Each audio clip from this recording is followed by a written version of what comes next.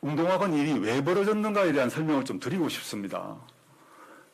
저희 동생 얘기도 나오고 소송 얘기도 나옵니다만은 그 앞에 사정을 설명을 드려야 기자님들도 이해를 하실 것 같아서 조금 길게 설명드리고자 합니다. 양해해 주십시오.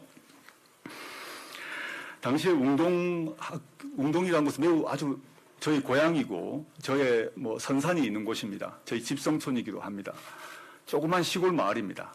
근데 원래 있던 학교가 매우 사정이 안 좋았습니다. 비가 오게 되면 흙탕물이 되는 그런 상황이었다고 합니다.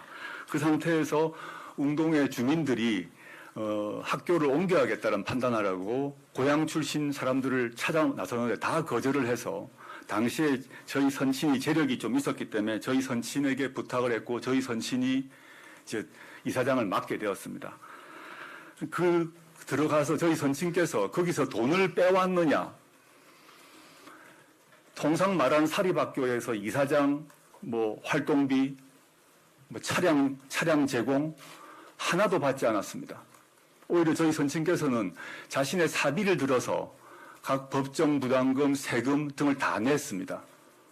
돈을 받아온 적이 없습니다. 제가 이번 기회에 기록들을 한번 찾아보았습니다. 어쩔 수 없이 제가 질문이 나오실 거 인사청문회용으로 보시면 이때만 하더라도 저희 선친께서 각종 법정 부담금 몇 천만 원씩을 다 스스로 자신의 돈으로 낸 것이 확인됩니다. 그리고 2010년 이사회 회의록을 보면 김영갑 이사께서 이렇게 말씀하십니다. 그동안 조변현 이사장님이 우리 법인을 이끌어오면서 물심양면으로 지대한 공헌을 했다. 교육청으로부터 운동장 부지를 불화받고 학교 이전 공사에 거액의 사재를 출연하고 지금도 매년 7,800만 원의 재산세를 납부하고 있다라는 얘기를 기록에 나와 있습니다. 제가 이 말씀 드리는 건 저희 선친이 위인이다 이런 말씀하는 게 아니라 지금 저에 대한 검증 과정에서 저희 돌아가신 아버님까지 문제가 되고 있기 때문입니다. 심지어 저희 아버님의 묘비까지 보도가 되는 일을 보았습니다. 제가 참 불효자입니다. 어떤 분이 가서 저희 아버님 묘소 위에서 그 뒤에 우리 아버님을 밟고 묘비를 찍었을지 생각하면 참 안타깝습니다. 꼭 그렇게 하셔야 되는지 모르겠습니다. 그런데 이렇게 저희 아버님 선친께서 웅동학원을 인수해서 사비를 넣었습니다. 근데 학교를 옮기자라는 결정이 났습니다. 그 결정은 저희 선친이 마음대로 한 게 아닙니다. 이사회에 의결을 하고 교육청에 신고를 해서 교육청에서 허가가 나서 학교를 옮겼습니다. 공사를 했는데 학교 부지를 팔아가지고 공사 대금을 마련하려고 했는데 IMF가 터졌습니다. 저희 문친도 별 수가 없었습니다. 그래서 그 학교 부지가 원래 가격의 반값도 아닌 상태로 경매가 되어버렸습니다. IMF만 아니었으면 충분히 모든 비용을 처리할 수 있었는데 IMF가 터지면서 학교 부지가 반값이 돼버림으로써 은행 대출을 갚지 못하게 되었습니다. 그래가지고 어쩔 수 없이 저희 아버님께서 개인 연대보증을 서서 그 빚을 다 떠안았습니다. 그것이 이 문제의 시작입니다. 그리고 당시에 저희 선친께서는 이 공사를 했던 웅동학원 이전 공사를 했던 모든 하도급 업체에 대해서 다 돈을 지급했습니다. 단 유일하게 지금 기자님이 얘기했던 제 동생이 하도급을 받았던 제 동생 회사에는 돈을 주지 못했습니다. 그래서 제 동생이 신용불량자가 되었습니다. 돈을 못 받았으니까요. 그런데 연대보증은 또 했기 때문에. 그래서 유일하게 남은 거는 그 채권이었기 때문에 채권을 확보하려고 소송을 했던 것입니다. 근데 물론 그 채권은 집행되지 못하는 채권입니다. 채권을 확인하기 위해서 했다고 합니다. 저는 물론 이 상세한 과정을 잘 알지 못했습니다. 왜냐하면 IMF가 터지는 그 97년 시기에 저는 해외 유학생이었습니다. 해외에 나 있었기 때문에 IMF가 터지고 난 뒤에 저는 귀국을 했는데 그 과정에 학교 관련 이런 일들이 다 이제 벌어졌죠. 근데 들어와서 보니까 저희 선친이나 저희 동생이나 학교는 이전되었지만 학교는 완공되었습니다. 그렇지만 학교 완공되는 비용이 지불되지 못했기 때문에 저희 선친과 저희 동생은 그에 대해서 빚을 지게 되었습니다.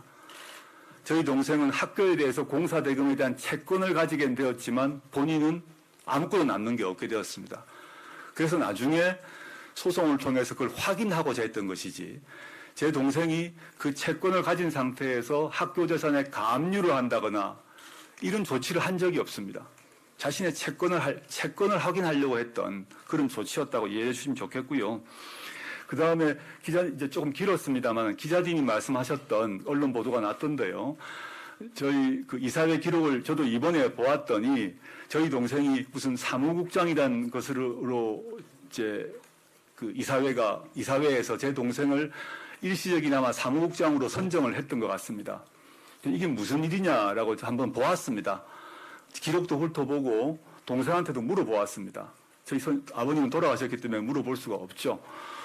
보았더니 당시 이제 저희 학교 그 웅동학원의 재산이 언론 보도에서 여러 가지가 났습니다만은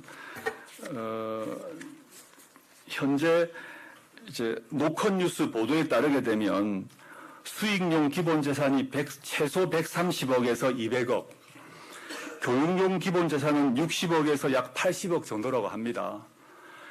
이 기본 재산과 교육용 기본 재산을 처리를 팔게 되면 지금 이제 제 동생의 채권뿐만 아니라 기보의 채권 등등의 여러 채권자가 있습니다. 그걸 다 정리하고도 자산이 남는다는 것이 확인됩니다. 그래서 저희 선친께서 IMF 이후에 충격을 받으셔서 몸이 계속 아프셨습니다. 아프셔서 본인 이제 거동이 좀 불편하신 상태여서 이 수익용 재산하고 수익용 기본 재산과 교육용 기본 재산을 처리를 해서 빚을 당신께서 살아생전에 이 빚을 다 처리를 해야겠다라고 마음을 먹으셨는데 누구한테 맡길 수가 없으니까 제 동생 보고 알아봐라 해서 그 직위를 준 겁니다. 그런데 그 직위란 것도 무급입니다. 일체 돈을 준 거 아닙니다. 재산 문제, 즉 이런 자산을 살 사람, 구매할 사람을 찾아봐라 라고 누구한테 시키겠습니까? 저한테 시키겠습니까? 저는 서울에서 저 학문활동, 사회활동 한다고 바빴습니다.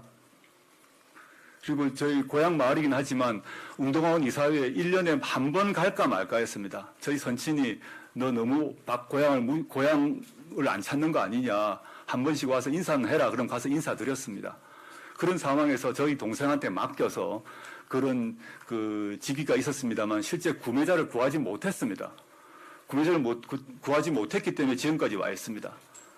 제가 이미 한번 밝혔습니다만은 이 최근 사태를 겪고 저희 모친께서 특히 저희 선친의 묘성 문제가 공개되고 또 그걸 가지고 온갖 얘기를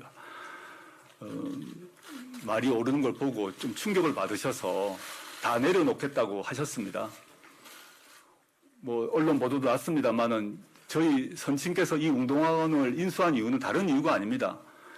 저희 종조부 포함해서 저희 할아버지 때 저희 어르신들이 당시에 웅동 지역에서 미미하나마 뭐 독립운동 하시고 이 웅동학원의 전신인 개광학교에서 야학운동 하시고 그런 연이 있으셨기 때문에 저희 선친께서 인수를 했습니다. 그렇기 때문에 그 저희 선친의 기업이 부도가 나는 와중에도 그 웅동학원에 자신의 사재를 털어서 웅동학원 공사를 완공을 한 것입니다. 이런 맥락은 좀 이해해 주십시오. 그리고 지금 이런 온갖 비난을 받는 상태에서 저희 어머니께서 이제 이렇게 말씀하셨습니다. 아니, 너희 아버지가 이걸 보면 어떻게, 하늘에서 이걸 보면 어떡하겠냐. 다 놓겠다. 다 국가나 지방자치단체에 넘기겠다 선언을 하셨고, 저는 지금 이사는 아닙니다만은 제가 후보자직을 마치고 임명이 되든 안 되든 이 여러 재산에 대한 권리를 행사할 생각이 전혀 없습니다.